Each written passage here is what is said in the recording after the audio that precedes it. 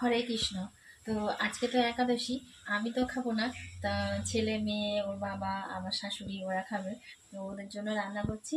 বেগুন ভাজা করেছি আর পাঁপড় ভাজা করেছি আর মুগ ডাল।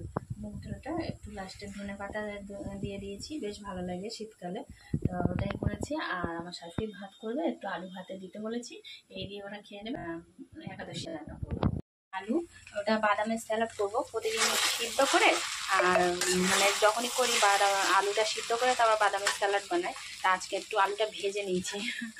আর সাবু পকোড়া বানাইনি, আজকে সাবু একটু ফ্রাই করেছি গাজর আলু দিয়ে, বাদাম দিয়ে। আর এদিকে পেঁপে আলুর তরকারিটা বানাবো। পেঁপেটা এখনো কাটা হয়নি, কাটতে কাটতে একটা একটা করে করছি। রান্না বান্না করতে করতে কিন্তু ড্রেস চেঞ্জ করে নিয়েছি, মানে বেরোতে হবে। আর আমার তো না বেরোলে তো হবেই না, মানে যাই করো, বাইরের কাজ তো করতেই হবে, ঘরের কাজ যতই করো। তো সেই জন্য তারা